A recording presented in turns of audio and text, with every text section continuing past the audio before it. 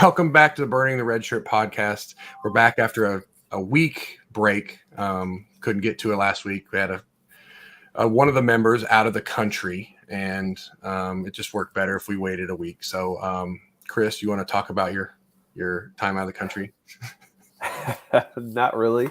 Okay. It was a great time for a wedding, but largely uneventful. During the NFL draft, it was very weird trying to follow it, and especially as a Lions fan, I couldn't tell my friends were messing with me so much. I felt like that, I eventually just evolved to texting my mom, just tell me what the Lions do, because I trust nobody at this point.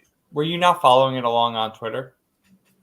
I couldn't. I was, depending on where I was in San Miguel, Mexico. I did not have international. I was going to even think about it. I didn't have international service, internet so I needed Wi-Fi. Okay. It's so weird to try and follow the draft through any combination that isn't like the triangulated Roto World plus Twitter plus TV, because you were obviously at a disadvantage trying to track it. I was at a bar with a buddy, and it was on at the bar and sound was on, but I wasn't checking my phone at all because I knew everything gets tweeted out in advance and ruins all the surprises. But you don't realize all the shit that's actually going down when you're just watching it on TV. They announce the trades 30 minutes later. All the picks are known before they actually happen on Twitter. So it's weird actually following the old boomer way of actually just watching it on TV. So I was at a buddy's house and we're watching. He's a Steelers fan, and it's coming up. It's probably mid of the first round. I think where they have pick 20 or something like that. And he's like, man, I just hope we don't take Kenny Pickett. I can't stand that guy. And I'm like, oh, maybe they won't. Maybe they'll get Malik Willis or they'll trade out, whatever. Well, I'm on Twitter, we've got it streamed, so it's a little delayed. So I'm on Twitter looking at it, and I'm like, he's like, man, if we take Pickett, I'm gonna fucking put a hole in the wall. And I'm like, okay, just calm down, So I'm on Twitter and I look at it and it says Steelers select Kenny Pickett. I'm like, oh boy. Here we go. So I went to the refrigerator, got out the tequila, and put it right there next to him. And he looked at me and says, "You're shitting me." I said, "I didn't say a word." Well, thanks for making this explicit. How is his wall right now? Do what? How is his wall? I think it's okay. I talked him off the ledge, I think. Yeah. So he's doing all right. But they got Pickens in round 2 though, so. And they got Calvin Austin. Yeah, so it's all good. So I told him, I said, their draft was good. I mean, the Pickett, you don't like the Pickett pick, but it could work out. Uh-huh. Yeah, definitely. So, I mean, you got the skill players to complement it. So I think it's pretty good. So while we're on the topic of the draft, let's go ahead and just stay on it. We're going to do this later, but you guys kind of went into it. But Andrew, how do you feel about Malik Willis and his landing spot? Let's go ahead and get the fireworks going. It's annoying that it's annoying to me personally that now all of his supporters are starting to feel a little emboldened, or at minimum have a means to gravitate towards for his failure, in that Tannehill's refusing to help him along in any capacity. So when he never gets on the field, they'll be able to blame that and I guess we'll just forget that every single team passed on him multiple times before then, because I mean, I don't know. It's not. I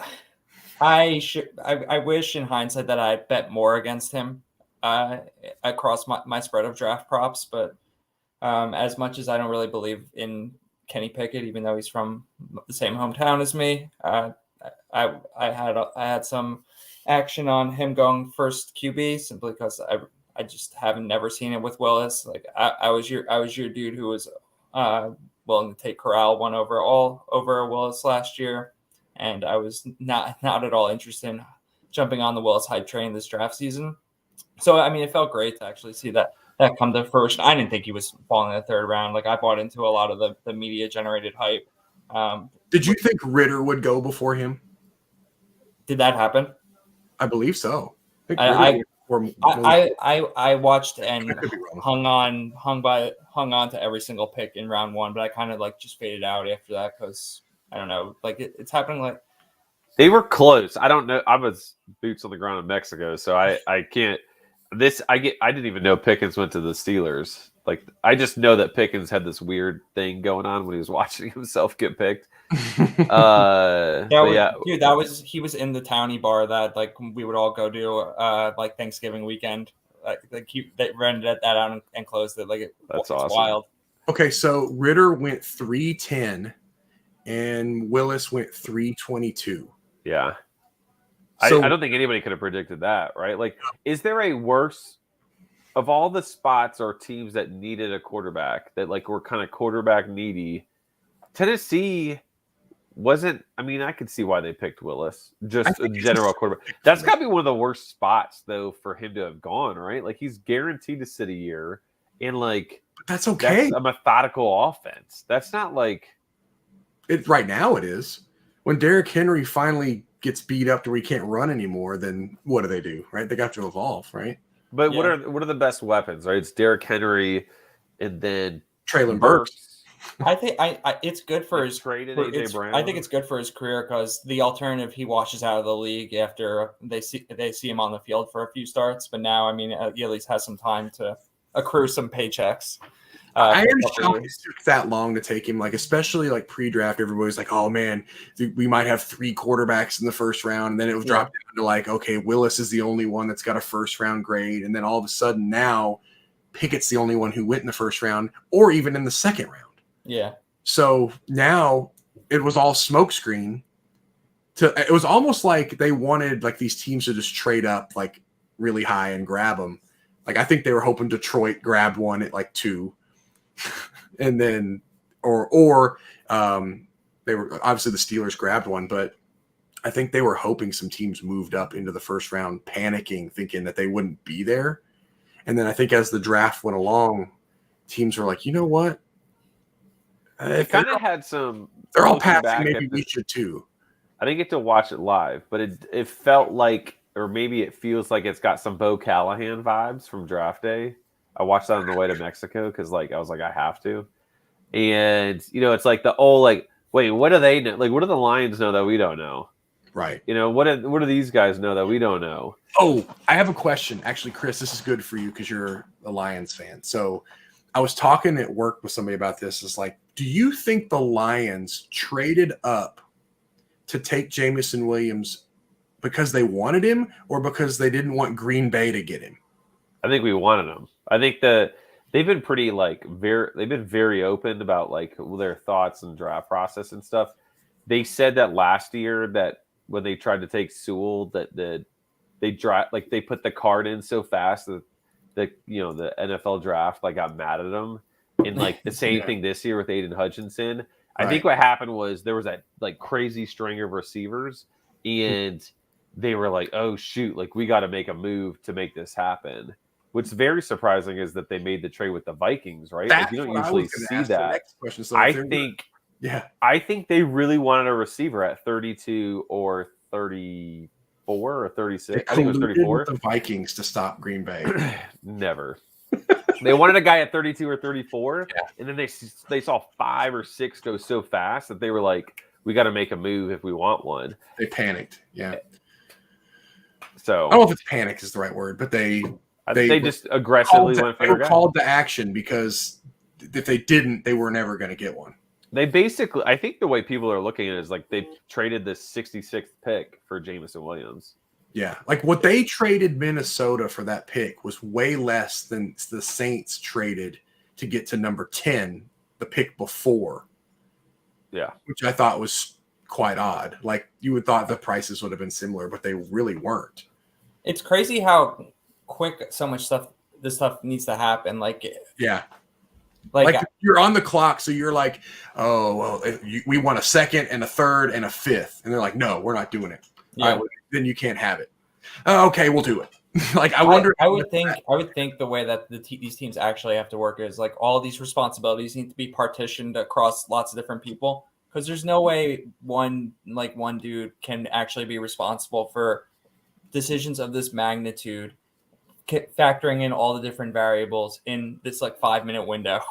Like it doesn't make any sense. Yeah. That plus a ton of preparation. And when you don't allocate responsibilities and prepare like that, you get like Dave Gettleman type of outcomes, right? But like smart organizations, I assume, actually like think like tons of preparation and just doling out responsibilities to lots of different people, because it like I like when you're on the clock in a fantasy league, it's the same kind of thing, right? Like and like in like a fast draft format, it's like you only have a few minutes to figure this out, and like I don't know, trying to actually process all that information that quickly and make a decision that is going to be accurate, correct, and weigh all the information appropriately. Like, and that's not even taking into account the fact that like that is like such a slimmer amount of information to process. So, like, have you ever seen like the war rooms when they go in on those teams' war rooms? There's never just like 2 guys in there. It's like 25 people sitting at all these tables with their laptops and stuff. And I'm thinking, what are all these people's jobs? Because like, there's only one guy that makes the decision, right? Like, whether it's the owner and like the Cowboys, like Jerry Jones is like, no, I want this guy. Like, I think they're all looking at all the different trade calculators across fantasy football, and they're just ready to input, and then they triangulate the data. I just wonder what all their jobs are. Like, remember the COVID year when like Bill Belichick was sitting at his kitchen table, his dog was there. Like that was, I mean, it's a different year, but like you obviously are in communication with somebody. Like it's not just one guy making, like Andrew's saying, like there's a collective effort in making that happen. And I'm curious actually how that really goes down. But I felt like, the Jets. I want to talk about the Jets because that's Andrew's team. I thought they did awesome in the draft. How do you feel, Andrew? Are you excited? Oh, dude, it was mad fun in the moment. I kind of buy into the idea that like I would have been totally cool with them just picking like 2 offensive linemen in the first 10 picks. Like the idea that I don't believe in Wilson. Like I think Zach Wilson sucks, and B, like you can never have enough amazing offensive linemen, so might as well just like if you can guarantee that, let's do it, and then figure out the skill positions like running back and receiver later on. But I mean, it doesn't mean it wasn't fun. Like it was awesome getting Sauce. He's super cool. Wilson's a total stud. And like when everyone saw that dude Jermaine Johnson slipping, like me and my buddy were definitely rooting for them to like let's go get him. Like we have all these picks, and they actually did it. So and then getting Brees is incredible too. What pick did they get Jermaine Johnson at? They traded. I forgot. They had 2 early seconds. They traded like a early second and a late third for the 21st pick and 26th. They were talking him being like a top 10 pick. That's awesome. I think that was a media thing, but he still was. It felt like he was slipping. As a matter of fact, it was either the day before or the day of the draft. You know, they do their like ESPN. They do like who's the one guy that could be the surprise number 1 overall pick, and they were saying he was that guy. Like he could be the guy that they reach up for, and he could have the highest ceiling of all of like the edge rushers in the draft. Now, I don't know that much about him personally, but like the fact that he fell, the people think that highly of him, and they got him at 26. Like you could argue in that case that they got the number 1 corner, the number 1 receiver, the number 1 running back, and I would say top 3 edge rusher, 3 or 4 edge rusher. Like that's got to be an A+ draft. Oh yeah, no, it felt like a fantasy football draft. Yeah, so like that was the draft that really stuck out to me when they got Sauce and Wilson as the top 10 picks. I said, okay, that's about as good as you could have done with those 2 picks. And then when Breece Hall got in this early second, I said, oh yeah, that's a good draft. Are you Breece Hall versus Michael Carter, Andrew? How do you feel about that? Like, what's your vibe there? We got Breece at like the 36th pick. I mean, I assume he's gonna be the dude in the backfield, right? I mean, it seems like why is that necessary, right? Carter showed out as a rookie. Like, why wouldn't we kind of give him 200 touches and see what's good? Like, we know he can do things in the passing game, and he looked great as just running the ball in normal rushing situations as well. So from the perspective of using your assets in smart ways, I don't think it necessarily makes a ton of sense, but now I assume It's fun. like sooner than later, Hall's gonna start He usurping was a 3-down fairly role. high pick, wasn't he? Like a third round? Carter, no, like 4th round. Yeah, 4th round, 107. I think So, it's I mean, funny they how you- didn't spend too much draft capital, but yeah, you're right. Yeah, I no, thought it's he looked pretty ridiculous. good. You know, like I thought at UNC he was pretty great. Like how much does draft capital matter from draft to draft? Like if you hit on a 4th round pick, is he still a 4th round pick next year when you're drafting? Like you get what the idea is that I think the idea is that like your hit rate is different based on round. Right. It's kind of like when you're playing pro baseball, right? Like if you're a 1st round pick, you're a signing bonus baby, right? You're a bonus baby. So like you're gonna get every shot in the world. And like there is the benefit of that, right? Like you're not if you take Malik Willis top 5, like you're not like the first time Ryan Tannehill sucks, like you're putting Malik Willis in, right? Like but if you pick him 4th round, it's like, okay, well, like we can let him you didn't feel like you invested so much. Right. But my point is like you had Michael Carter in the 4th round last year. He showed out. He's playing above his draft capital. Right. Would you say, he's overachieving his draft capital? So now you draft a running back in the 2nd round. Do you think he's better than Michael Carter, or do you just kind of have to? You're taking Breece Hall in the 2nd round. I would hope you think he's better than Michael. You probably think that Michael Carter is playing above You're making that decision after watching Michael Carter in camp and on game day every day for a calendar year. That he's playing above his talent. That he's going to come back down to earth. Maybe. Okay. I mean, that's kind of my question. Then. Okay. Yeah.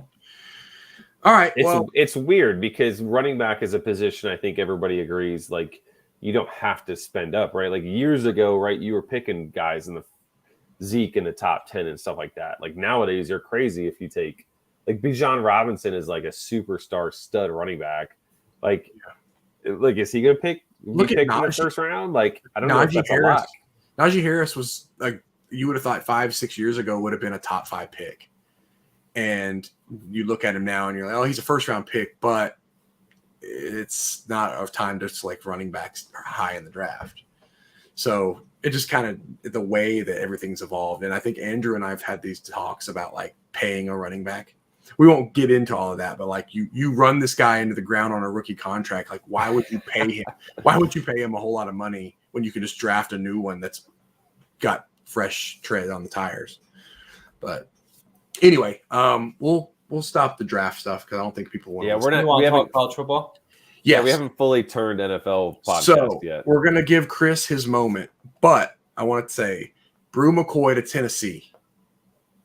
I mean, that's the best. That's the best like the best location he could have gone, right? You're excited then, right? Oh yeah. I mean, like it was a murky situation if you picked him 2 years ago. I took him in our league, the one that we're all in, at like towards the middle of the end because I was like, I can just stash him at the end. Who knows what's going to happen? Like he's a talent. Tell me a better spot for him to go to. That do you still have him? Conceivably, yeah, he does. I sat on him. I've sat on worse players, man. Like that's not even close to my worst decision in my lifetime. Bridges, yes. There you go. And soon to be Seth McGowan. Don't worry. But tell me a better spot he could have gone to.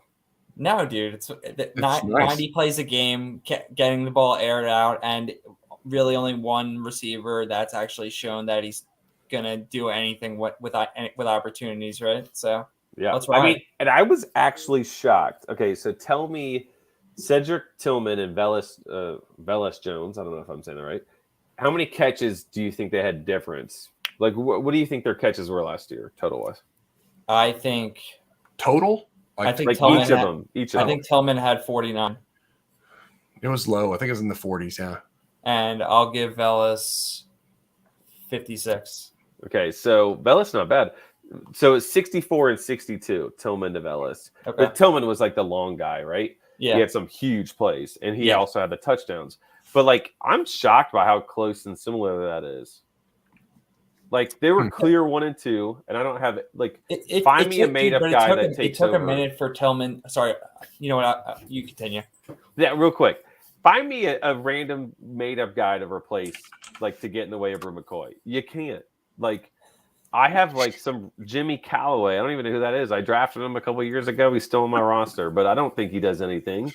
Like, they're going to run a ton of plays, and he's shown to have some talent. He was good enough to go to USC and to get on the field. And you have to remember too, right? Like, Joe Milton wasted like 7 quarters of our lives by being a quarterback. So like, it'll be really interesting to see Hendon Hooker, because those were like games that were non-conference awful teams that he was Milton was starting at. So if you're telling me 60 catches, 900 yards and 7-8 touchdowns on a Bru McCoy, you're looking at almost 200 fantasy points. You're looking at, what is that, like 16, 17 fantasy points a game easy? Like, that's pretty great. Now, how many drafts from this point forward are you going to have Hooker and Bru McCoy in? Well, I don't know if I have Hooker in any of these best balls I've taken. I just have always had like the mid pick. I might have him 1 out of 4 or 5. But, I mean, that's one heck of a stack. I wonder where Bru McCoy starts going is the question. Do you think I think you can name your round for the next few drafts at least. Tillman is a second rounder. That doesn't hurt Tillman at all. And the first, early second. I could see Bru McCoy going. Would you take him or like Hippenhammer? Dude, you're trying to jam Bru into the top 10 rounds after being off the grid. Yeah, why not? I think you can name your round. I don't think he goes before round 20. Really? Dude, your vision is clouded by this. It is. I mean, I could even see that, and I don't even follow them that closely. I don't think I would reach. See, I was thinking 7-8 round. Ooh. What is the difference between him and like Mario Williams? Mario Williams. I was actually going to. Is like an 8 to 10 rounder. Like what has Mario Williams done that Mario McCoy can't do? Mario stepped foot on the field last year. I mean, and might theoretically speaking, like who's to say Bru McCoy actually plays this year? He hasn't really done anything anywhere else. You got to remember, right? Okay, first of all, he has stepped on the field before. He's also a college kid. Like, you have to like block out the pass. If we were talking that, then we would think that Zach Evans is never going to play for Ole Miss, right? Like, are we getting to that point where it's like, well, Zach Evans skipped 6 weeks last year because he didn't want to play or something, right? Or was banged up. Like, are we just going to carry that on for every other player too? No, but Bru didn't play last year at all, right? Yeah. Hasn't he transferred like 4 times? No, he officially transferred like twice.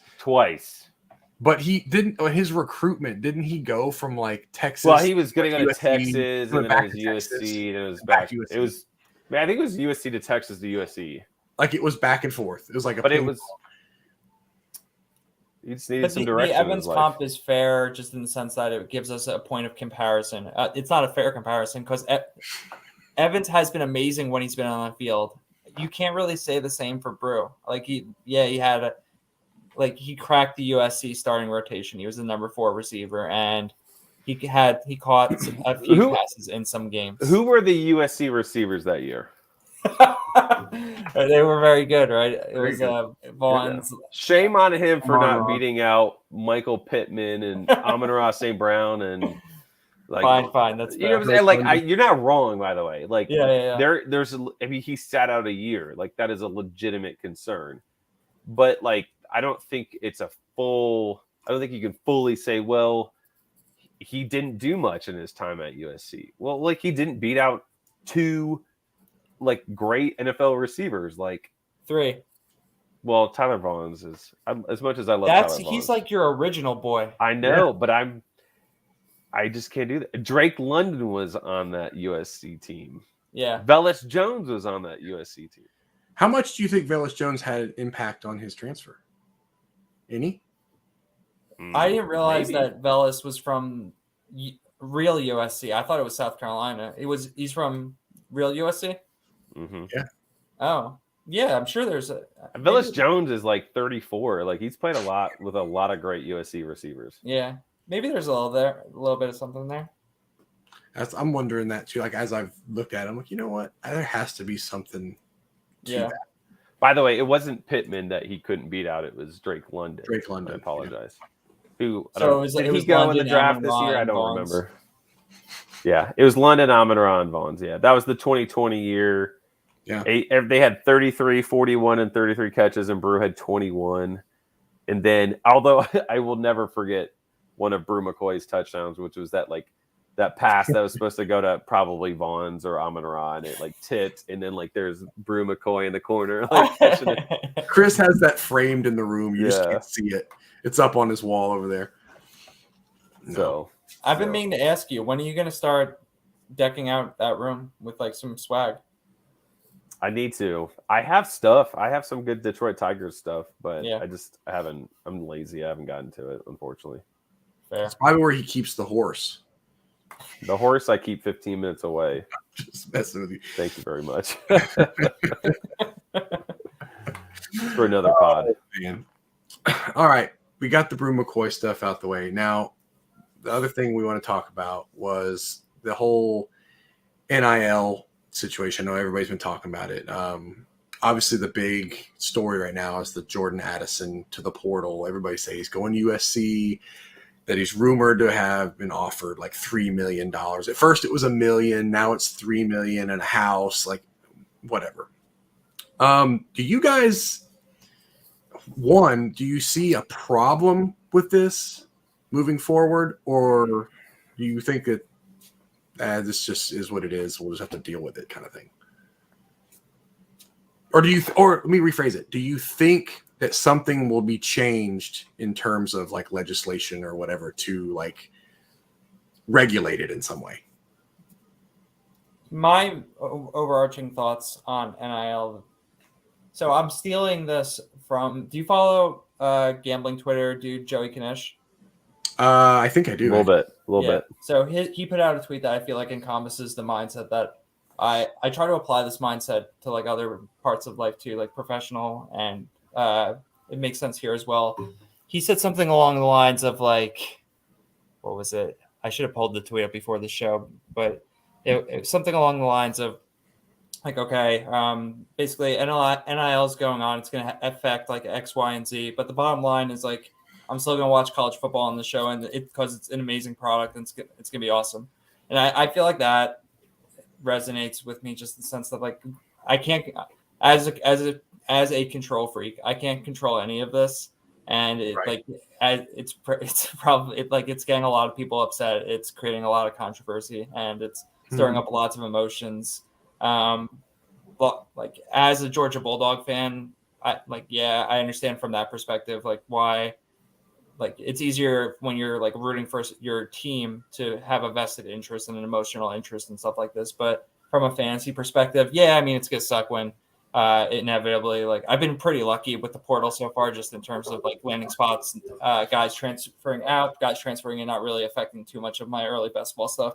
And it's going to suck when I invariably like something terrible happens, just with respect to like I burned early draft capital on a guy who transfers to be part of a 4-person running back committee or something like that. It's going to happen. But outside of that, I mean, I feel like it's the way that I'm going to try to approach it is just largely detaching myself emotionally from it, because I can't control it, knowing that like we're still gonna have college football in the fall. It's still gonna be amazing, and I don't think that while this will affect a lot of the dynamics that contribute to college football, at the end of the day, I don't think it's gonna have too much of an impact on what happens on Saturdays, which is like what matters to me the most.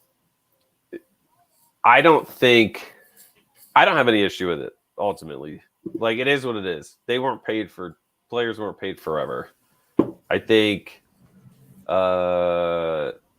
it's not good for teams like Georgia, Alabama that like don't need help, right? Like Georgia doesn't need NIL to help, right? Like they're great without it. So Georgia fans are probably intimidated and are probably going to push back on it. Same with Bama, like those teams, right? But like you get the USCs, the Texas that underachieve and have the money to blow, right?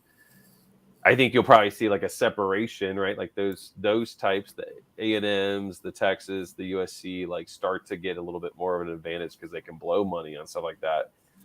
but none of it makes any sense, right? Like this Jordan Addison stuff is just wild.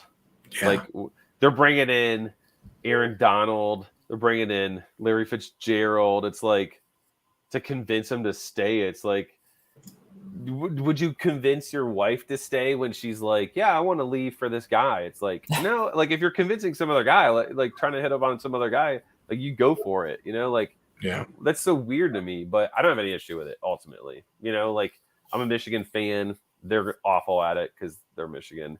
Virginia Tech, you know, like no one's paying money in Blacksburg for no car dealerships doing anything there, but I think ultimately, though, Andrew, you're kind of concerned potentially down the road of like a bad situation happening. But like, has there been a bad transfer portal transfer? Like yeah, usually, there's been some bad. usually the studs move to like good positions, right? Like, what is one that you can think of? I mean, Ulysses Dylan McDuffie was going top 6 rounds, the Buffalo running back. And did now he go because of NIL though? I just it's a good point. I didn't realize that you were asking it from that perspective. More from that perspective. I mean, obviously, transfer portal is Marquise Irving, right? I don't know if he came out and said it directly, but the idea, like what was inferred, was that he was looking for like an NIL deal, and now he's RB4 at Oregon or whatever. So, but he wasn't going too early on in our best balls. I feel like people were taking him in like early 20s. I would say we talked about this beforehand, Zach, and maybe this is where you can jump in and finish it. But like the fact that NIL stuff happened the same, like really heated up the same year as like the one-time transfer rule came into place. Somebody said it on Twitter, maybe it was Nate or any other of like the really good follows that I value reading.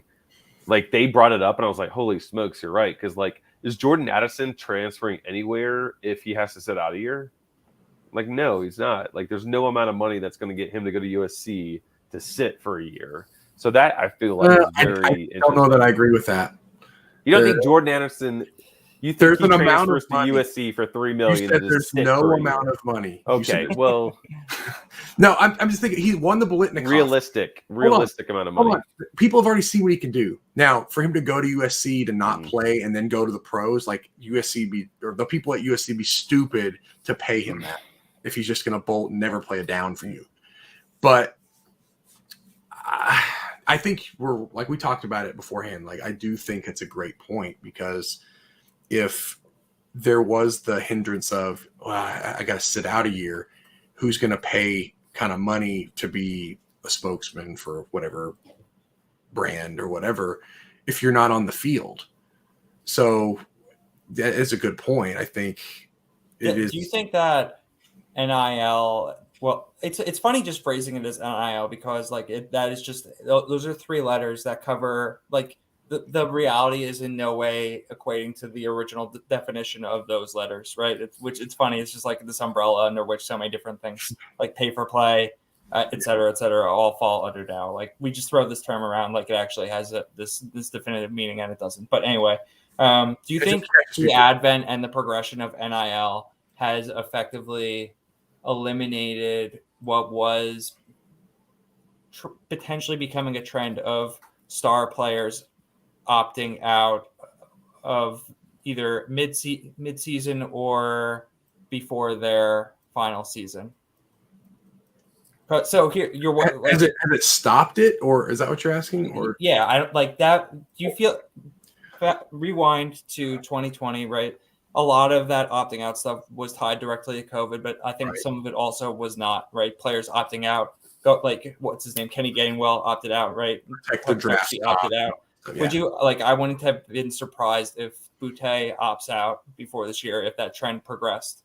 But I feel like that will not happen now because the top players, they're going to want to get paid to play college football, right? So because yeah, so right. I think that is a good thing, right? In the sense that, especially with respect to fantasy, because like I don't know about you, it's been in the back of my mind with respect to upperclassmen, like rising juniors. Like, why are these guys? Why would they play their junior year? Like, why would Boutte play his junior year? Now he has really good reason to play his junior year, right? Because he's gonna get paid to do it. So I don't know. As someone like I have it's not like a truly defined strategy, but like if I'm weighing two players and one of them's a rising junior and one of them's a rising sophomore, and a lot of things are equal, I'm more likely to gravitate toward the sophomore just because I feel like that dude has more to prove. He's probably to force his way back onto the field through an injury. Like the rising junior is probably not going to, right? He's going to get healthy for the league, and if he's already proven that he's good, like so.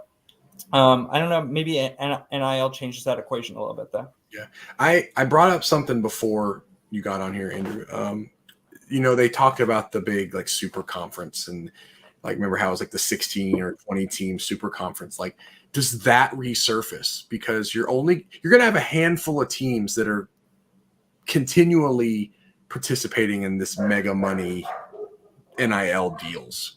You're not going to see a lot of Wyomings, and you're not going to see a lot of even like Memphis or something like putting out those kind of deals when a kid can go basically say, okay, Memphis, you offered me $1 million. Tennessee is going to give me $2 million. You see where I'm going with it? Like, does it segregate the haves and the have-nots even more than it already is?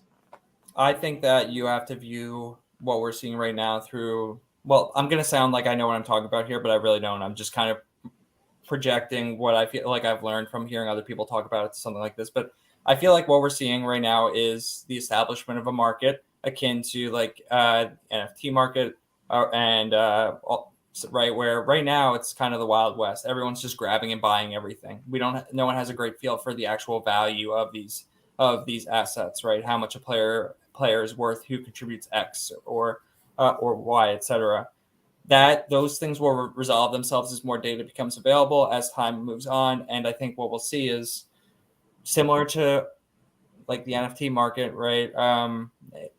Which I do not participate in because I don't believe in like that. I don't want to do that stuff. I just don't feel confident in my ability to assess it or whatever. But with that, my understanding is a lot of like the best NFTs still hold value, but outside of that top 3-4%, a lot of the trash is now really declined in value, right?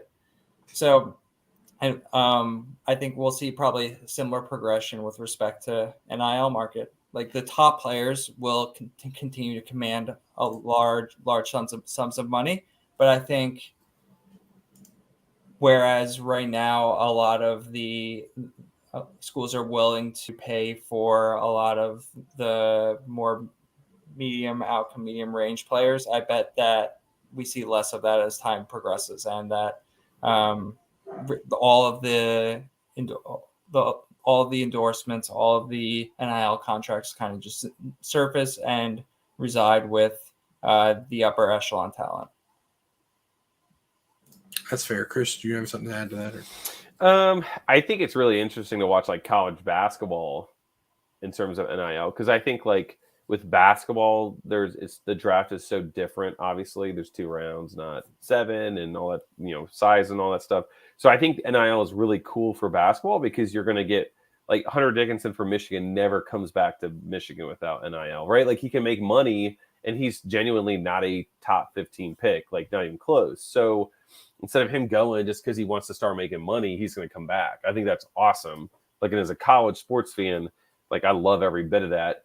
The problem is with NFL, you already are waiting 3 years. So I don't know where the benefit is to college football fans that there's an NIL where there's no getting guys back because of it, right? Like football is so taxing physically that there's so many roster spots that there is value in just getting there. I disagree, dude. Did you see they post it every year? I forget who it is who posts it, but someone posts like the all undrafted and unsigned team. Those like, why would those guys? It was the same as every other year this year, though, wasn't it? Like, what's the difference year over year? This is still a learning process, I think. So, I mean, I'm gonna have to be hypocritical, right? To some extent, or at minimum, update my opinion, be Bayesian, if you will. Schools can use that, can weaponize that to go to their players and say, hey, if you're not getting a first, second round grade from in terms of how you project to go, like talk to our NIL collective. They're willing to put 250 grand in front of you. So there was like 80 or 90 guys on that list, and there always is, right? Like all of those guys, there's a bunch of defensive players, a bunch of linemen. Like how many of those guys are actual guys that can command more than a practice squad salary of 80, 90K and a shot at more would be my thought. Well, I'm thinking like you talk about like the undrafted guys, if like you can't do this now, but like why is it that you can't go back to school? Like why is that a thing? I mean, it's a stupid rule for sure, but like draft. I mean, but football and basketball, I'm kind of go back to your point of the basketball. They're different because basketball, you just have to be a year removed from high school. You don't even have to go to college. You could just be a year removed. You could literally sit on your ass for a year. I've already you could be a co-host on Burning the Red Shirt for a year, and you'd qualify to get drafted. Exactly. You're eligible. Like in football, you have to be 3 years removed. So that's a lot of, like Andrew said, it's very taxing. Or maybe you said it, Chris. Like it's very taxing on your body. Just 3 years of hits and practices and just mileage that you're putting on your body to then go play like in the pros, which every kid will do. If that's dangled in front of him, he's going to take it. I say every kid, most kids are going to take that. But if they have the opportunity to say, look, I want to go test the draft. If I don't get drafted, I would like to come back to school. I don't see why that's a problem. Well, in college basketball, if you declare and if you sign an agent, you can't come back. If you don't sign an agent, you have to declare coming back by a certain date. It's not the exact same, but there are similarities. Like at the NFL, you have up until X day essentially to say that you're going.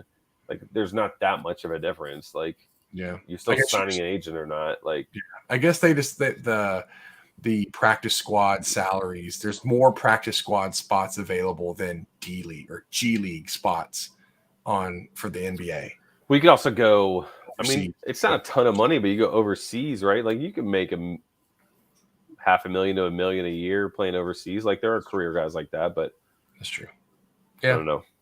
NIL is very interesting because it feels like we went from like we just want to give love and money to the players that deserve it, and then all of a sudden it becomes there's zero rules and obligations. There's no way to prove it.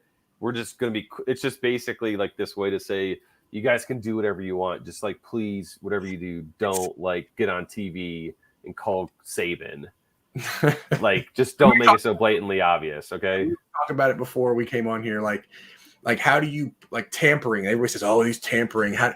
Yeah, of course it's tampering, but how do you prove it?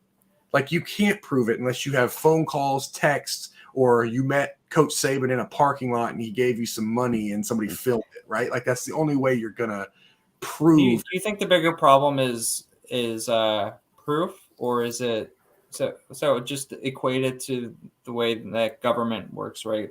There's the body that makes the laws, and then there's the body that enforces the laws, and there is no body enforcing the laws right now. The law, even though it's not robust, it exists, it's there, but no one is enforcing it. So I think the problem is that you have people like Texas and USC that will do anything and everything, and they know nothing's going to happen. Yeah. And you have schools like maybe Utah and New Mexico that would love to do it, but maybe they're just like shy about it. They don't want to get hurt, and they don't want to get suspensions and stuff. Yeah. And they're like, you know what? It's like the cautious guy that's not so aggressive, that's not going to break the rules, even though he could break rules and nothing would happen. That's the issue. I think people want the ability to say everyone's on the same playing field, and we're never going to get that. I kind of brought this up. I think it was probably a year ago. We probably did probably one of our first Burning the Red Shirt, like unofficial podcasts. I think when the whole NIL thing kind of happened, when the judgment was made and that was how it was going to be, we had our thoughts and everything. And I thought about the players, how the players in the locker room would react to it. Like if you're Jordan Addison, you're making $3 million to come play at USC, and you're a receiver that's currently there, well, wait a minute, how come I'm not getting this kind of money? Maybe I should leave. And like, does it just like have this like huge domino effect in terms of like these players like, you know what, I'm worth more than him. I should be making more than him. So I'm going to go somewhere that's going to pay me more. I know it might be thinking a little too far out in front of it, but if you were a top of the cream of the crop, like wide receiver, and you were at a big school and you're already there, you're submitted as a starter, and they go and recruit this guy and pay him all this money to come there, but you're not making that kind of money, you're going to feel some kind of way about it. Right? I wouldn't blame them. They can. No, I wouldn't either. That's right? I'm wondering like the long-term effects of this, like within just individual locker rooms, because there's guys on that team that aren't making anything. Right? You're not wrong. Like there's no way to beat that, right? Like when in college baseball, and I think it's eventually going to change, but like you have essentially almost 13 scholarships for 30 guys. Oh, guys have 3/4 of a scholarship. Guys have no scholarship. Like you look at that player like, okay, well, he stinks. Like you sign him out of high school and he is awful, and I'm playing really well. Like what the heck? There's just no way around it. Yes. But they have the flexibility to leave, right? Like here's the guys can leave if they want to. USC receivers are known to transfer. I mean, every single one of them almost is not a guy that signed with USC, right? So like, why not? So I had another thought on like the other day. It popped in my mind when you said scholarships. I thought about this.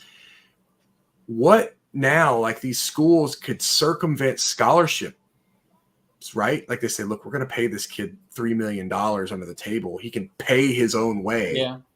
And now they can stash players that aren't on scholarship but are really scholarship players. It's a great idea.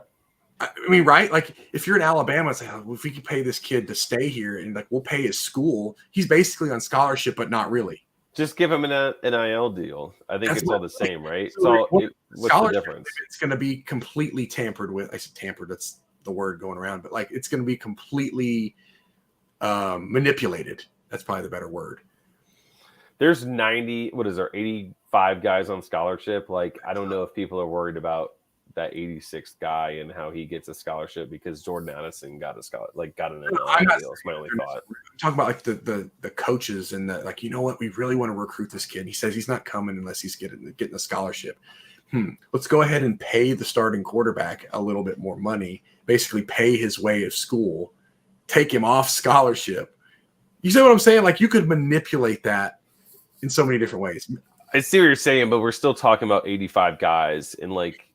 If you want availability of scholarships or the ability to get a guy for money in NIL days, I feel like you can do it. Whatever way you can figure out a way to do it. Yeah, I guess it doesn't really matter if you're at the scholarship limit. You just pay the new kid just to come in, and we'll pay your school. Don't worry about it. I don't know what we'll see in the next couple of years, but I'm here for it. It's going to get wild and crazy, and like you said, some teams are going to get left behind. But we'll see what happens. Yeah. How do you feel about Chris saying that Georgia just will have a problem with the NIL stuff? I think it's funny and interesting how what's the right word? Georgia's not like they're not making all the noise that some of those schools are doing. I think we as a collective, the Georgia fans, the Georgia school, us, we don't need to do anything. Like we're celebrating our ship, bro. Like it's all good for at least another year or whatever, right? Like, but go ahead. I just think you never hear, or at least maybe my ear's just not close enough to the ground. But I feel like you never really hear anything about collectives or whatever with Georgia and Bama. Like I wonder how much of their recruiting is tied to NIL directly versus just the gravitas associated with Saban and like Kirby starting to gain a little bit of that too. It's pure wins. It's because Georgia has 15 draft picks without NIL. Like Did what do you about the offensive line at Alabama? They said like if you go to Alabama, you have like an 80% chance of being drafted and like a 62% chance of being drafted in the first round. That's nuts. Cool. But like, you can always make money on NIL, but like there is value in the skills you can learn from specific coaches, right? Like, and I think that's what people will probably keep doing with Georgia and Bama and maybe some of those other type elite tier teams, Ohio State, right? Like, it's like, sure, I can make $1 million now, or I could be a top 10 pick if I just wait 3 years, like, and make even more money and set myself up for crazy money. That's a very adult mindset of you, Chris. And these are college kids that you're talking about. Well, very clearly, right? But I mean, 5-star kids keep going to Georgia anyways. Like, what's the difference? Yeah. Like, they go to Georgia without the NIL. So like, I'd like to think that at least like that's where their head's at, but I don't know. Who knows? I mean, Georgia and Bama should. What's that? Right. The goal used to be get to the league. That was the goal, because that's where you were going to get paid. Now the goal is to just get paid in any way you can, because now it's the wild, wild west. We can. It almost feels like you should go to whatever school you want for the first year to show up and show out, and then market yourself to that team that's willing to pay. That's a good point. Like, do you get paid the same to go to USC as a freshman, or if you go as a sophomore? Right. So if you were to go to, let's say, San Diego State, let's just throw a school out there, and he goes to San Diego State and he's a stud freshman and leads the conference in rushing. Now USC wants him, and now they're going to pay him to come there, whereas maybe they weren't before. I mean, the Jackson State guy is playing chess over there, because he's making crazy money to go to Jackson State. There's almost no way he performs poorly due to conference talent and stuff like that, right? So he's going to play well. He's still going to rate athletically like a monster, and then he's going to go wherever he wants and make just as much money. He's doubling up. He's double dipping. Yeah. So, can I ask? I'm very curious. Georgia loses 15 guys to the draft. They have Stetson Bennett at quarterback. How many wins? Like, what's the win total have to be this year for you not to be disappointed, Andrew? 10.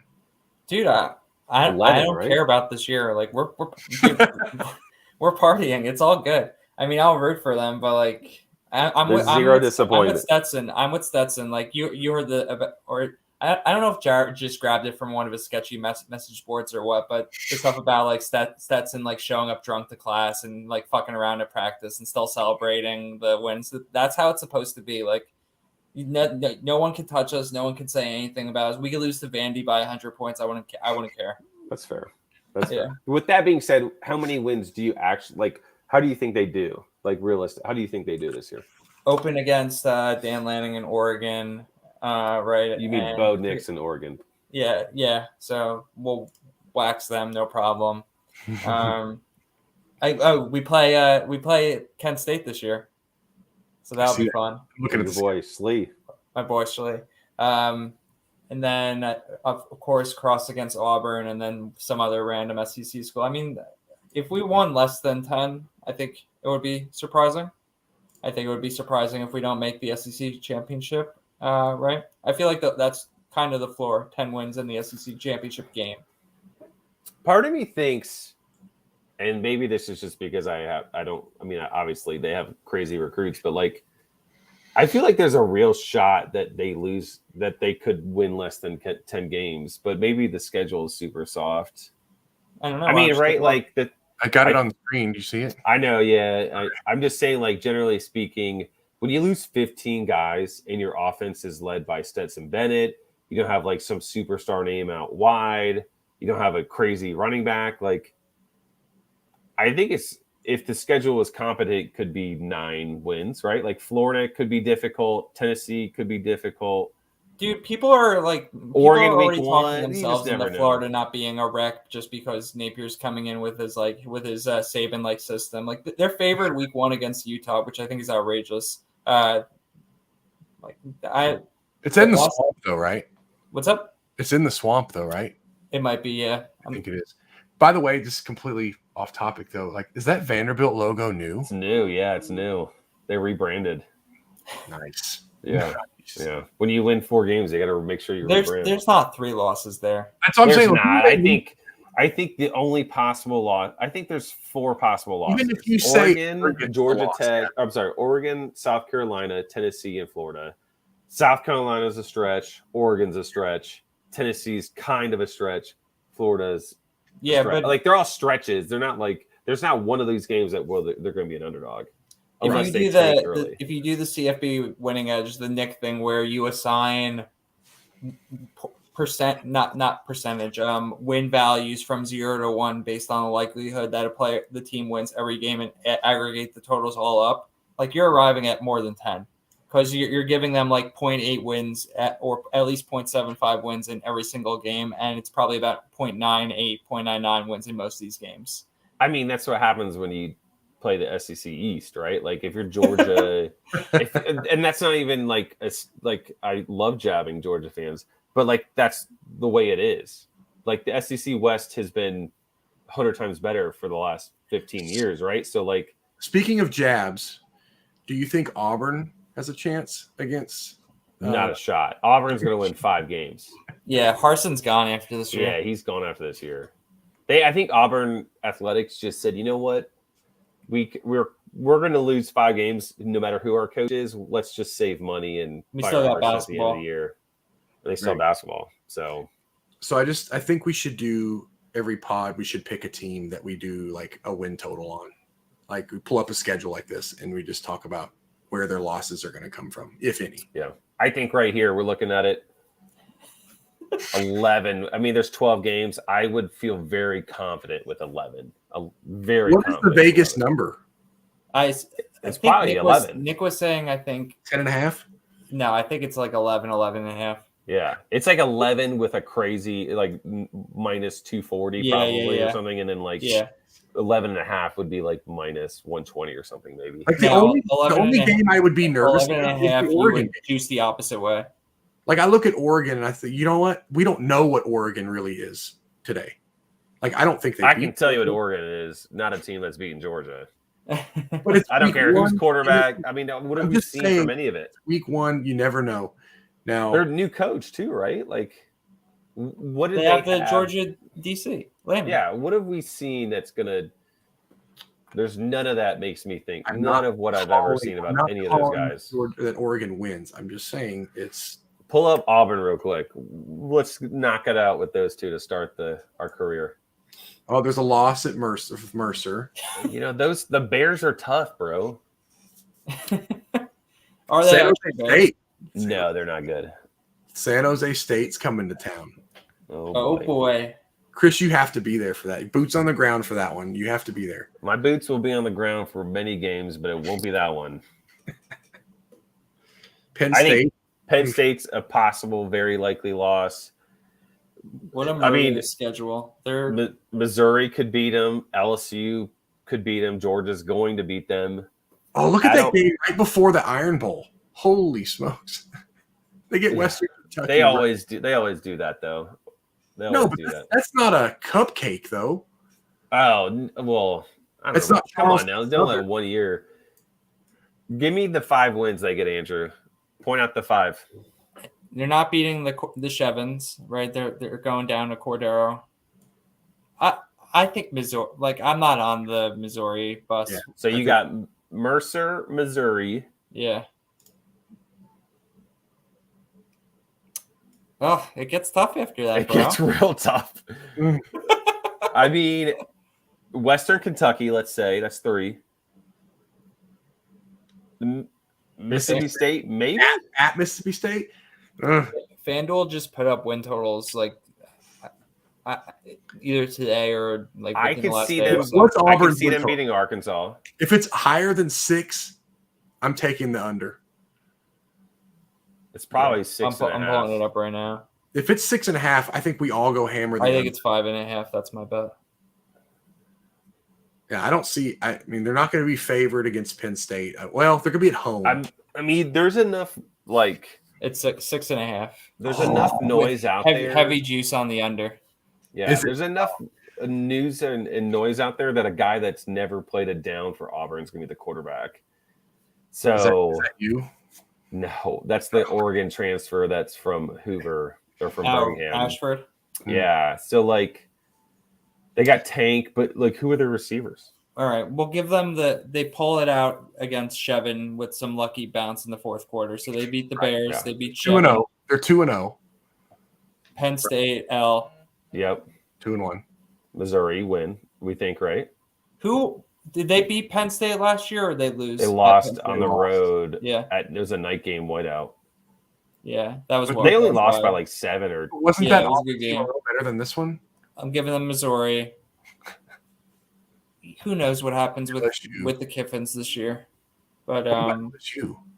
L to Arkansas, L to Mississippi State, L to A&M. We'll give them Western Kentucky, L to Bama. So how many wins did you have? You have 1, 2, He's got 4. 3, 4. So you have them losing every game from Missouri to Western Kentucky. I have them beating Missouri. That's what I'm saying. From Oh.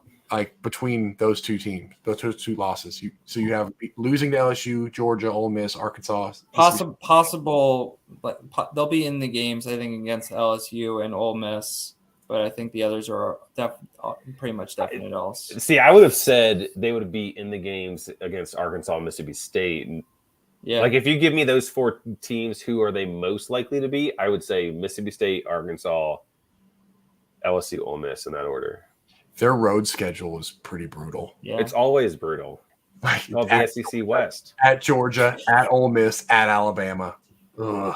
They used to go, they used to play Georgia and Bama like in near back-to-back weeks. Mm. Yeah. All right, I think we do one more because there's 3 of us. One more. Who do you Okay. want? San Jose State. I mean, clearly. Do you San Jose State? Yeah, let's do San Jose State, right? All right, We cool. got to support our Mountain West. Okay. All right. This is what we got with San Jose State. Portland State. We'll give Do you them know that. what do you know what they are? I know what their logo is. The what? I know what Chris knew the Bears of Mercer. I know what Portland State is. Aren't they like they're not the Cavaliers. They're the Knights, maybe? I think it's the Vikings. the Vikings. I think it's right. I think it is right. Yeah. All right. So do you have their Vegas win total up? Is that even? No, I don't, because let's do this together and then Okay. Yeah. All right. So win, loss, because we're going to say possible loss. We'll just call it a loss for now. Western Michigan. That's a win. That's at home. I think that's a win. I veer At win at home. Wyoming. It's not in like November, so it's not going to Yeah, They don't have a team yet, so give me a win there. yeah. We'll take the win for now. be. UNLV Win. win. Yep. At Fresno loss. L. Yeah. Wait. So how many are we at here? 4?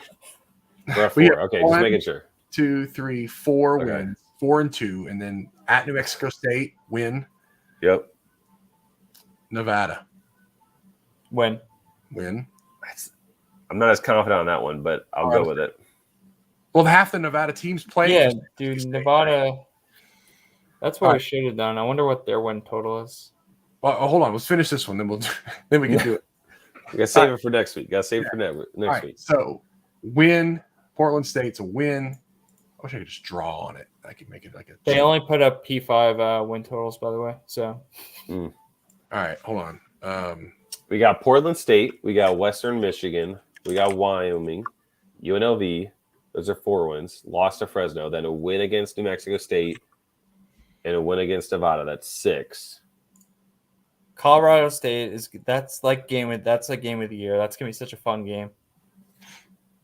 That might be a burning the red short boots on the ground game. Yeah, that could What be. date is that?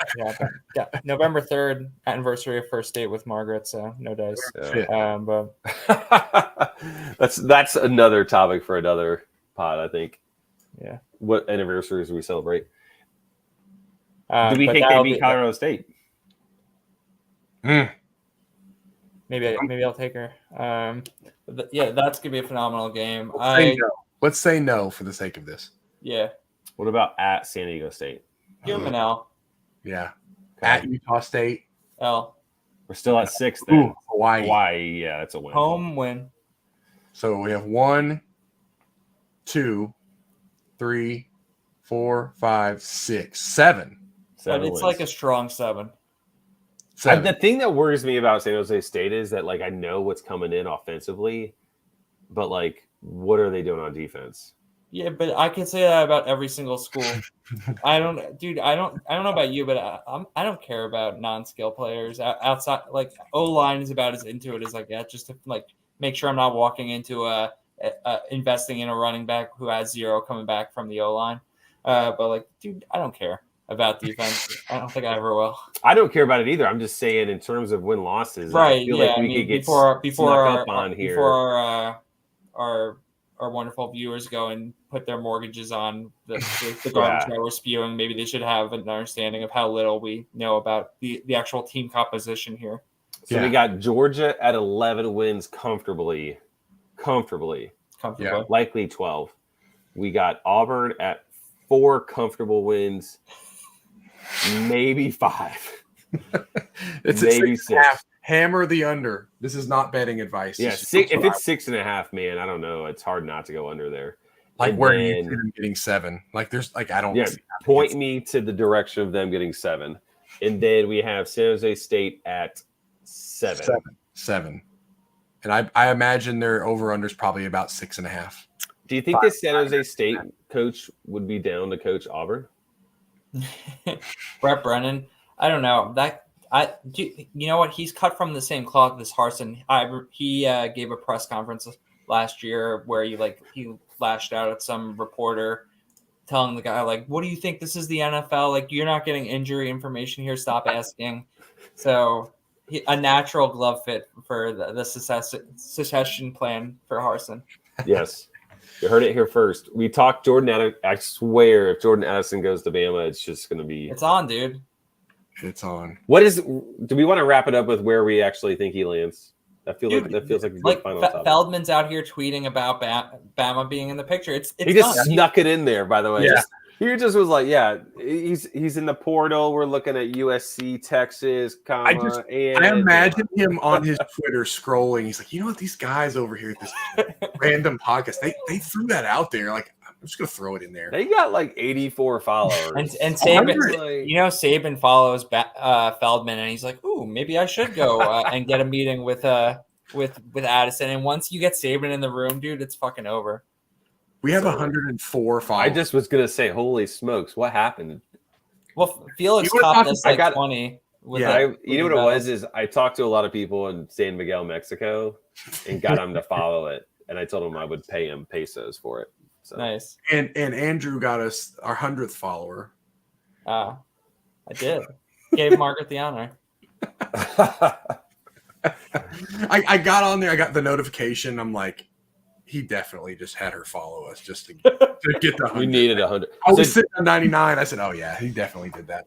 So who's the favorite? USC's the favorite? It's got to be. I mean, with all the talk, you would think that, like, how does all of a sudden anybody come into play? Well, it's kind of like in our chat that we have. I said, okay, they offered $3 million in a house. Saban surely can match that, right? Yeah. Like, if you could, it sucks you can't bet on this now because that would be a fun market, right? But as soon as Bama ads got posted out, you would need to hammer that because there's no way he's not closing the deal, dude. As soon as that's awesome. I think USC. I mean, I don't. If that doesn't happen, that has to be like the biggest gut punch to them in a while. We need for the sake of our Brooks bet, we need him to go to Bama. Yeah, because Jared had a good point about Addison in the slot, which I think is valuable. But I also think the more players that get pushed into that offense, the more likely we win on some weird technicality, like Earl gets hurt in the 6th game and Brooks gets hurt in the 7th game with like one extra point. Like I think the more that players that get flushed in there, the more likely we are to win. Yeah, Earl transfers, doesn't even bother applying for the waiver. It just says, you know what, I'm gonna chill for a year. Or a settlement comes to the table for both parties to say, you know what, let's just call it. No. All right, we actually went a lot longer than I thought we would. Considering we talked about nothing. Right, we did. Nothing actionable. That's why we have 104 followers. Exactly. Right. And growing. But definitely follow us if you haven't already. At BTR_pod and our YouTube channel, Burning the Red Shirt YouTube channel. I think we have 16 subscribers on YouTube currently. So, Nice. So if you aren't doing that, please Don't do. Don't be It'll shy, people. Don't be shy. Also, I never do this, but leave a review on Apple Podcasts, Spotify. It would be cool. We can move up the charts and the sports rankings. I would love to see Burning the Red Shirt in the top, top 10 podcasts in sports. Could you imagine if this logo was in the top 10? I actually would like to get it redone. I just know it's super expensive. If anybody wants to redo our logo for free, I would pay a little bit, but we'll give you a shout out. Absolutely. We'll actually probably bring you on the podcast to, let you defend your artwork. And actually, we could mint an NFT of it if we wanted. Boy. Then we'd have to put .eth at the end of all our names, or .nft or whatever, and Andrew's inside that. So, I think we'll end it there. Till next week. Hopefully next week we can do it again. Till then, see you guys later. See you guys.